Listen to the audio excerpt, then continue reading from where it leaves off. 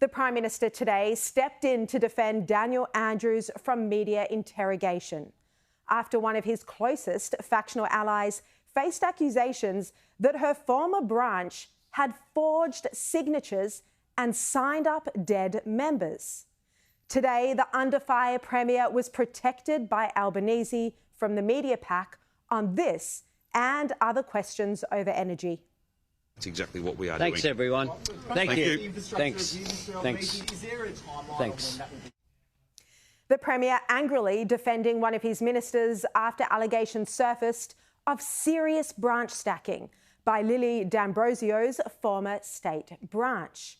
The accusations are that her then branch forged the signatures of at least 2 dead people on party membership forms.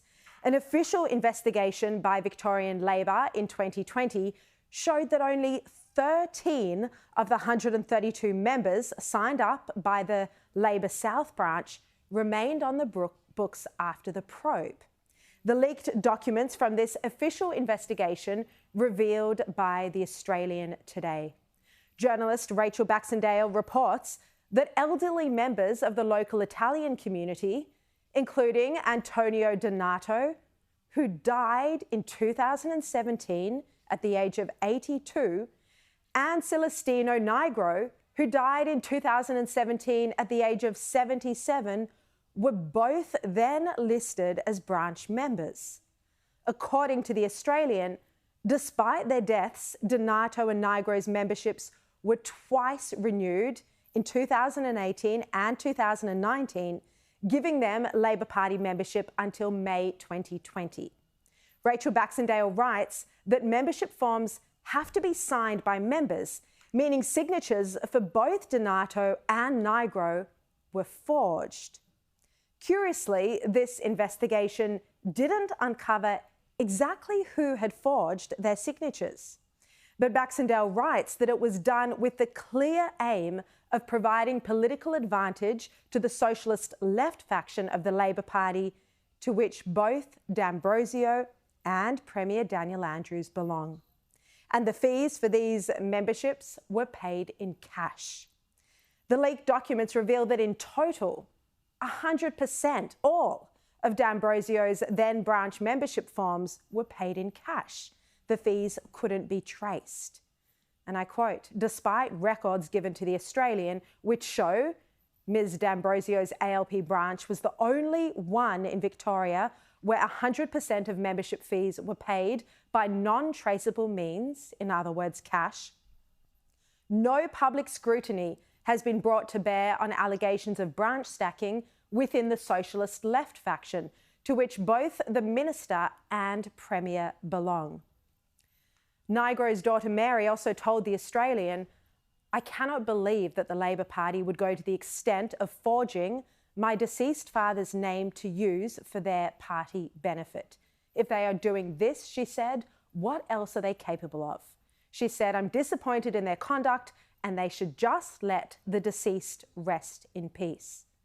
And Donato's son Tom, meanwhile, said that he was shocked to learn his father was even an ALP member, let alone that his membership was being renewed beyond the grave. He said, "I'm shocked. I wasn't aware of him being a member of the Labor Party. He wasn't that way inclined. He wasn't an Australian citizen, so he couldn't even vote." These are extraordinary and serious and damning allegations. But yet again, it's a nothing to see here attitude from what has now become a scandal-prone Victorian government. When it comes to the integrity of Lily D'Ambrosio and this assertion that she's somehow not focused on her ministerial duties, I don't think I've ever met anyone more focused on their ministerial duties than Lily D'Ambrosio. She is a person of character and integrity, and unless and until you want to make an actual allegation about what she did and when, as you see, as you would claim, then I don't really know what we're talking about here. And D'Ambrosio, the minister in question, says this is the first she's hearing of the allegations. This is the first time that such inferences have been put to me. I reject any wrongdoing. I've always abided by the rules, always. The first time I've heard of all of this, was due to this report in the papers this morning. For those families, I can understand how this would be very distressing for them, and it's not right that they are in a position where they feel very distressed by claims that have been made. Well, the opposition leader in Victoria, John Pesutto, says that D'Ambrosio should be sacked just like Labor power broker Adam Somyurek was over similar branch stacking allegations.